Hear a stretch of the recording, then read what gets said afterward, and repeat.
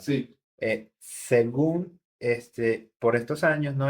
Al final de los años 70, Ujú. comienzos de los 80, en los estados como California empiezan a legalizar el cultivo de la marihuana, ¿no? Esto genera de que en Colombia empiece a florecer otro mercado que ya no es el de la marihuana, sino es el de la cocaína. ¿Cómo fue ese cambio? O sea, ¿cómo pasamos de la bonanza marimbera que era más que todo acá en el Caribe al tema del cultivo de cocaína, ¿no? Con los grandes carteles, el de Medellín, el de Cali, que ya vamos a ver más Bueno, adelante. la transición es forzosa. La marihuana dejó así de ser atractiva en los Estados Unidos. Y comenzando en los 80 aparece la cocaína y un derivado que era el crack. El crack, digamos que era la droga popular, lo que en Colombia llamamos microtráfico. Era la misma cocaína, pero que llegaba a las masas populares. Era una cocaína más adictiva, pero que no tenía alta pureza. El crack se hace famoso con un operativo que hace el FBI con un alcalde de Nueva York. Le montan un proceso y aparece un alcalde de Nueva York en los años 80, el hombre infraganti, con las manos en la masa, el hombre aparece con crack, era la cocaína popular o la cocaína a bajo costo. Ahora, recientemente que regresó a nuestro país, Carlos Leder cuenta esa historia. Carlos Leder estuvo en los Estados Unidos detenido por crímenes menores, hurto de vehículos y demás. Y es en la cárcel donde él conoce la transición, donde algunos distribuidores le dicen que ya la gente no quiere en ese momento la marihuana, quiere la coca. Leder indaga de dónde traían la coca. La coca la traían de Bolivia, la coca la traían de Ecuador. Sale de la cárcel de Estados Unidos el señor Carlos Leder y viene a Colombia. Aunque lo niega en parte, hay otros textos, como Los jinetes de la cocaína, que dicen que Leder era muy cercano a Pablo Escobar, pero ahora en esta versión de Carlos Leder, con Pablo Escobar muerto, no tiene contradicción, dice que simplemente eran socios ocasionales. No, la realidad es que Leder fue incidente en la creación de los carteles, los grandes carteles que tuvo el país en los años 80, el cartel de Medellín y el cartel del Valle del Cauca, de los Rodríguez, Orejuela y demás. Esos eran los dos grandes carteles. Leder se queda en el cartel de Medellín. Leder logra convencer a los incipientes narcotraficantes de Colombia que dejaran la marihuana a un lado y que había que llevar cocaína. Inicialmente traen la pasta de coca desde Ecuador, desde Bolivia, pero pocas cantidades. Leder logra convencer a Pablo Escobar y a los otros narcos de que necesitaban laboratorios. Los primeros laboratorios en Colombia estaban dentro de las ciudades.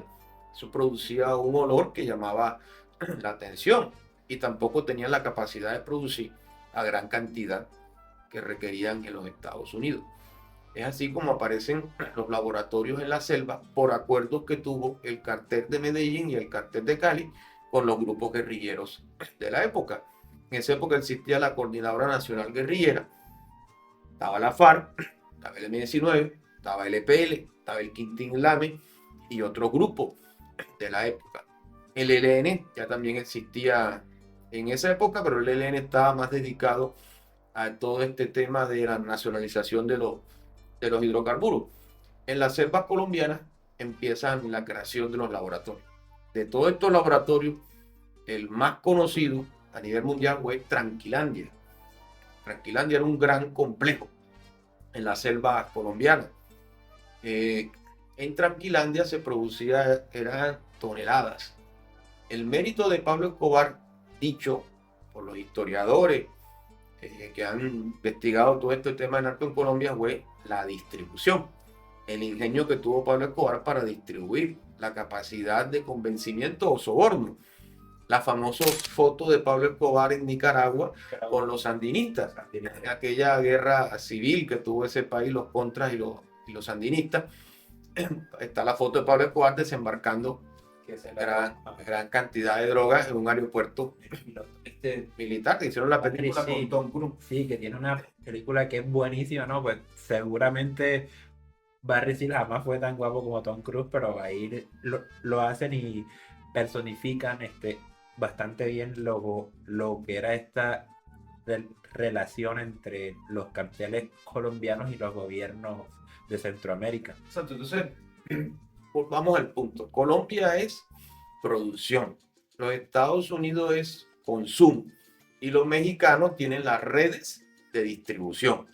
Entonces, ya Colombia con su propio laboratorio empezó a producir cocaína a gran escala. Pero esa cocaína que llega a los Estados Unidos no solamente llega a los estratos altos, la cocaína llega a los sectores populares y Leder, a través de los contactos que tenía o los contactos que consiguió en el periodo que estuvo en la cárcel en los Estados Unidos, logra distribuirla en esos sectores populares. Entonces, en Estados Unidos, digamos que había cierto control porque la droga llegaba a personas que tenían los recursos económicos, que digamos que estas personas estaban en condiciones ante cualquier insuceso de acudir al sistema de salud. Pero cuando la droga llega a las calles, cuando todos sabemos lo complejo que es el sistema de salud de Estados Unidos, que si no tienes una aseguradora, te dan lo básico, pero no está lo complementario. Entonces empezó a crecer ese fenómeno, a inundarse Estados Unidos de cocaína. Llega Ronald Reagan. Y Reagan, un actor término medio de películas western, no fue la gran superestrella, no estuvo al nivel de los grandes actores de esa época, pero sí era muy popular, pero era también del mismo corte conservador de Nixon. Él retoma muchas cosas de Nixon y presiona al gobierno colombiano, a Turbay Ayala, para que en el año, comenzando los 80, año 81, a través de una ley, reglamente el tratado del año 79. Hay un temita ahí, que es que esto no se suele explicar acá, pero vamos a ver. Ahorita mencionaba el tema del crack, ¿cierto? El crack, ¿no? Que es un derivado de la cocaína que en lugar de inhalarse se fuma, produjo una crisis, pero tremenda. Una epidemia. Sí, de salud pública en las ciudades como Nueva York o Los Ángeles, ¿no? De hecho, en el videojuego de GTA San Andreas, ¿no? Uno de los temas principales es que las pandillas callejeras de Los Ángeles eran los distribuidores de esta droga en los barrios, ¿sí? Pero estas pandillas habían empezado como movimientos de protección para los afroamericanos de los ataques racistas y tal. Entonces, en el juego, uno de los protagonistas, ¿no? Bueno, el hermano Sweet, era un líder que no quería que su pandilla se involucrara en la distribución, ¿no? Y ese es uno de los temas principales del juego. Y en el año 1986 había un basquetbolista universitario que era Len Bias, que murió de una sobredosis de cocaína, ¿sí? Y es ahí cuando Ronald Reagan, que usted lo mencionaba, porque la muerte de este tipo que era bien prometedor, era, no sé, era algo así como el Vinicius Junior hoy en día, ¿no? Que era como que el Una joven, promesa. exacto, una promesa. Eso genera mucho peso en la opinión pública y sobre Condiciona todo, al gobierno. exacto, y toda esa presión mediática que recibe Reagan es lo que hace que él empiece a presionar a los gobiernos colombianos para que empiecen a extraditar a los grandes capos de la droga. Bueno, sobre ese particular, 79 es el tratado de extradición que firma el Estado colombiano con Turbay. Año 81, Turbay saca ante el Congreso de la República, logra que se saque una reglamentación de ese tratado de extradición. Año 86, el señor Ronald Reagan complementa la ley del año 61 de la política de colaboración americana. Eso hace parte de lo que se conoce como realismo clásico en las relaciones diplomáticas. Los Estados Unidos colaboran, pero esperan reciprocidad de parte del gobierno de turno, asistencialismo, así se llamaba inicialmente para el tema de frenar el bloque oriental, la URSS. Ya en los años 80, en el tema de las drogas, año 86, el señor Ronald Reagan complementa y establece lo que se conoce como la primera ley antidrogas en los Estados Unidos, con ciertos condicionamientos para los países como el nuestro, que venían recibiendo ayuda del Estado americano. Recordemos que en Bogotá, Ciudad Kennedy, quien la inauguró el expresidente Kennedy, vino a Colombia antes de su homicidio y se creó Ciudad Kennedy, o sea, venía ya desde ese entonces el apoyo. Y el apoyo en diferentes sectores de nuestro país. Empezaron a llegar las grandes multinacionales Colombia, provenientes de los Estados Unidos. Entonces, en el año 86 sale la ley en Estados Unidos antidrogas. En el año 87, Colombia empieza a ejecutar esos derroteros impuestos por el gobierno de los Estados Unidos. ¿Quién era presidente en el 87 en Colombia? El señor Virgilio Barco. Entonces, ¿qué dijo el señor Virgilio Barco? Bueno, tenemos un tratado del 79, tenemos una ley del 81, pero ahora Reagan sacó una disposición en el 86. Vamos a ajustar esa nueva disposición a la legislación nacional. En el año 87 vivíamos en estado de sitio. Hoy en día se llama conmoción interior y tiene tres variantes. Estado de excepción, y los estados de excepción tienen tres variantes: emergencia económica, conmoción interior y guerra exterior. En los tiempos de Virgilio Barco se llamaba estado de sitio. En ese año 87 se presenta un dolor de cabeza para el gobierno de Virgilio Barco, una gran encrucijada. La Corte Suprema de Justicia, temerosa, presionada por el narcoterrorismo, por el poder del cartel de Medellín, estaba el cartel de Cali, pero el cartel de Cali se trataba de digamos que disimular, se mostraban ellos como empresarios, la famosa droga La Rebaja, el América de Cali, todo ese pues, el cartel de Cali. Y el cartel de Cali era más glamoroso, estaba más pendiente del reinado de Cartagena, del fútbol colombiano, y hacía grandes inversiones en el Valle del Cauca. El cartel de Medellín tuvo una decisión de enfrentar el gobierno. Virgilio Barco, presionado por el gobierno Reagan, y asistido por el gobierno de los Estados Unidos, logra la captura del señor Carlos Leder. Pero la Corte Suprema, tiempo anterior, había declarado inconstitucional las leyes que reglamentaban el tratado de extradición. No toca el tratado de extradición, sigue vigente, año 79.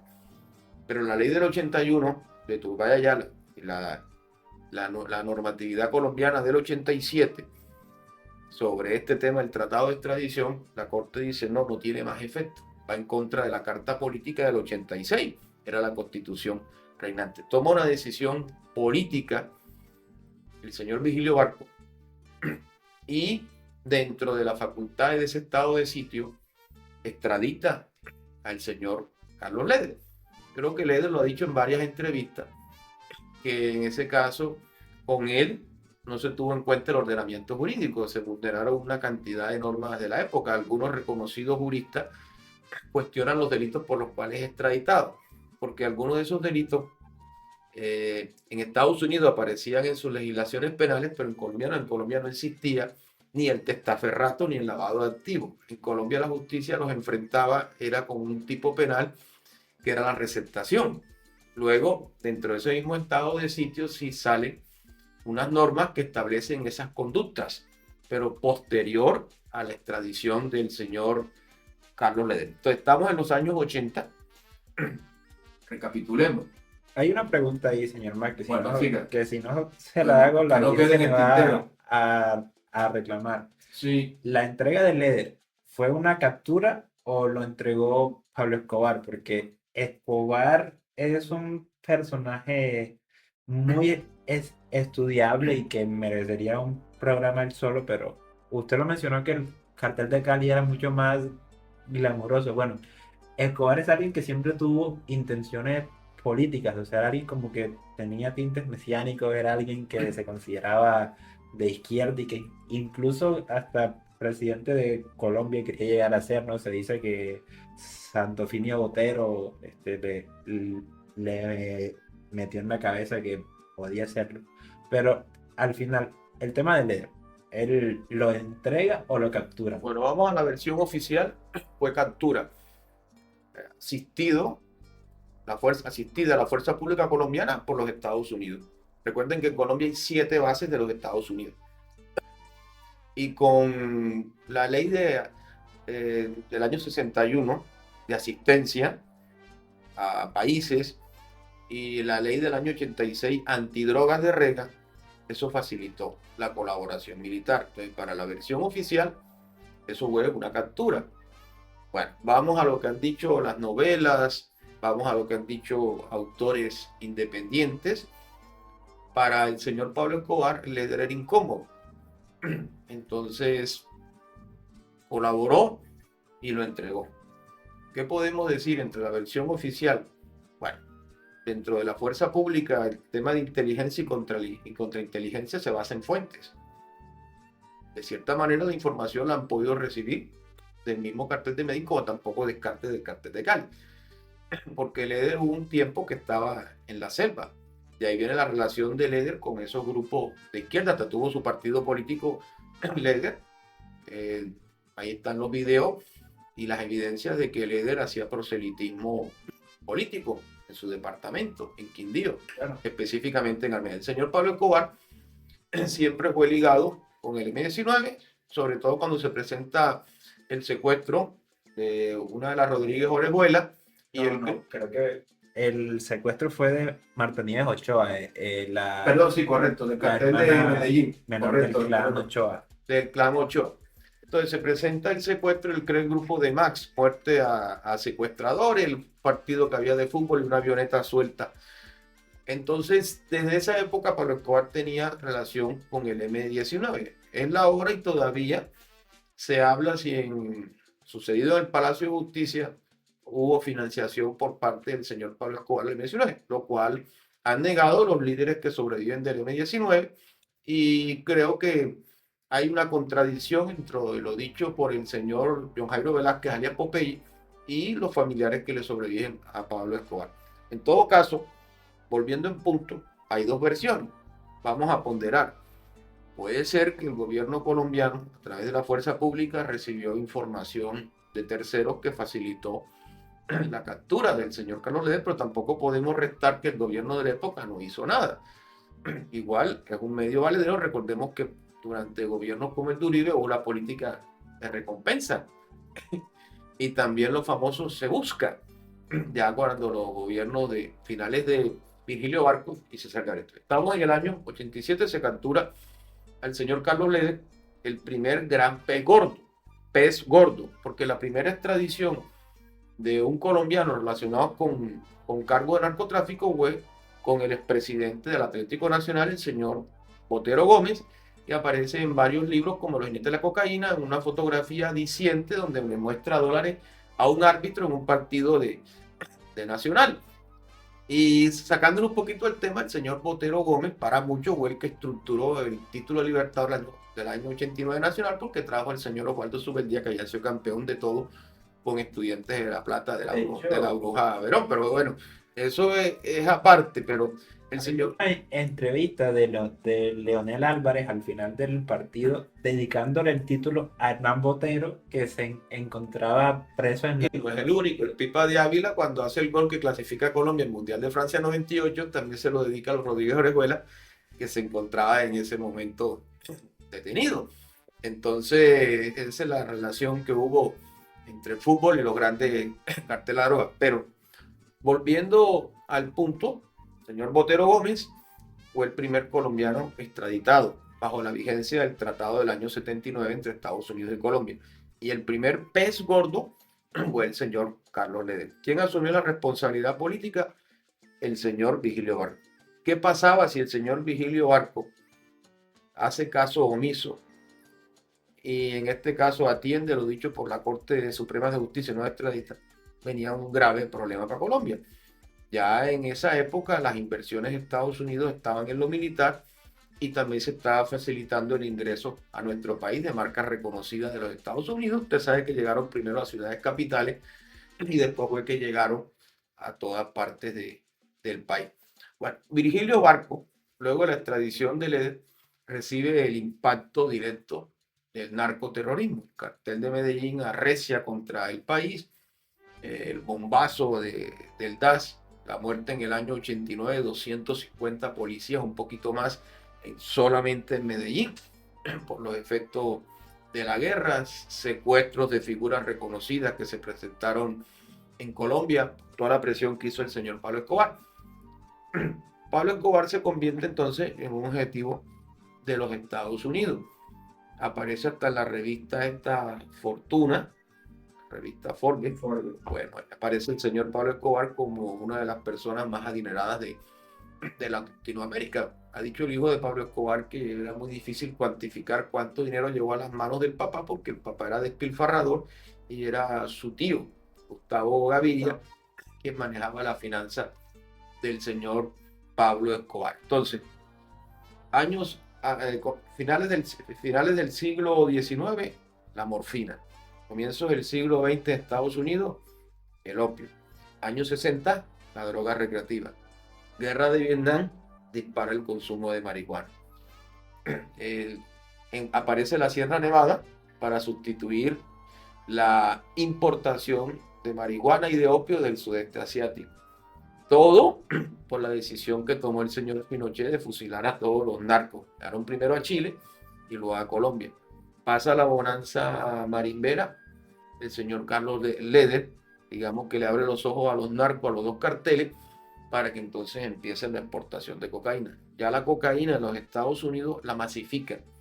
Dentro de los Estados Unidos, esa red de distribución que tienen los Estados Unidos. La popularizan con el crack. El crack es el equivalente al bazuco. El bazuco viene siendo un batraciado. ¿Qué es un batraciado? La combinación, el bazuco lleva en Colombia ladrillo, hasta hojas de laurel, pero el adicto no entiende. No entiende, es adicto y como tal su organismo le pide eso. El crack, lo mismo. El crack llega a lo que tú has hablado, a la red de distribución con pandillas y demás. Finaliza el gobierno de Virgilio Barco, periodo 86-90. En ese periodo matan al señor Luis Carlos Galán. Saben la historia que el hijo de Galán, hasta hace poco precandidato a la presidencia, ha sido senador de la República, siendo muy joven, adolescente, le pide que recoja las banderas del señor Gaviria y el señor Gaviria llega a la presidencia con un nuevo enfoque en este tema. Viene la constituyente y entonces en la constituyente se deja sentado la no extradición de colombianos. Señor César Gaviria, que ahora de pronto esta generación ve a el Gaviria, que es opositor de los gobiernos de turno, pero no recuerdan que Gaviria fue opositor de los Estados Unidos. Negocia a través del padre García Herrero con Pablo Escobar. Pablo Escobar se entrega a la famosa catedral en Envigado, pero a cambio, en la constituyente del 91 se establece la no extradición, existiendo un tratado de extradición del año 79. Es decir, que hasta en ese momento Pablo Escobar le ganó la guerra al Estado porque consiguió su objetivo, que era la no extradición de colombianos. Sí, famoso dicho de preferimos una tumba en Colombia un calabozo los Estados Unidos. Entonces, Gaviria es un personaje de la política nuestra, como todo se acomoda. Pero la realidad es que Gaviria, para facilitar la entrega de Pablo Escobar y de acuerdo a los criterios de la época, tratar de minimizar el impacto del narcoterrorismo, las bombas que eran financiadas a través del narcotráfico, es doblegado por Pablo Escobar. Constituyente del 91, la no extradición, carta política del 91, entró en vigencia en el año 92. El señor Pablo Escobar se entrega, va a catedral, hace de la suya, saben todo lo que sucedió en esa época, mata dentro de la misma cárcel a su socio, toma una decisión, el gobierno de Gaviria, de trasladarlo. Cuando llegan, se escapa el señor Pablo Escobar, algunas razones que todavía no se han explicado, sobre todo lo que eran los anillos de seguridad de esa cárcel. Al parecer Pablo Escobar tenía en nómina a todos los custodios y demás. Entonces, arranca el gobierno de Gaviria, aparte de presionar al constituyente de la época para la no extradición, entonces también fija una serie de políticas en el Código de Procedimiento Penal de la época, como vienen siendo la sentencia anticipada, es decir, por la confesión había derecho a una rebaja de las penas, y todo ese proceso que en ese entonces no se hizo el debate adecuado. Recordemos que en Colombia los canales no eran privados, era Inravisión y era el Estado colombiano o el gobierno de turno que tenía todo el manejo, e hicieron ver a la opinión pública que era lo correcto. Nunca se habló de la retaliación por parte de los Estados Unidos. No obstante, nuevamente aparecen los Estados Unidos y inician todo el proceso de captura de los miembros del cartel de Medellín. Aparece el grupo de los Pepes. Se cree que los Pepes estaban financiados por cartel de Cali y por los enemigos del señor Pablo Escobar. En este tiempo se cuestiona mucho esa relación no santa que hubo entre el Estado y estos grupos al margen de la ley para un objetivo común, que era dar de baja al señor Pablo Escobar. Operativo del año 93, el famoso coronel Aguilar, que fue gobernador de Santander y que estuvo también condenado por todo este tema de su relación con autodefensa y grupos paramilitares y demás. Pero la presión de los Estados Unidos siguió, y luego en el año 97 aparece el acto legislativo 01, que entonces reforma la Constitución y restablece la extradición de nacionales. Ahí. Porque los no alineados como nosotros, we shall fight on the seas and oceans. We shall fight with growing confidence and growing strength in the air. ¿Qué tal que yo me hubiera quedado callado? patria o muerte. Me faltó tiempo.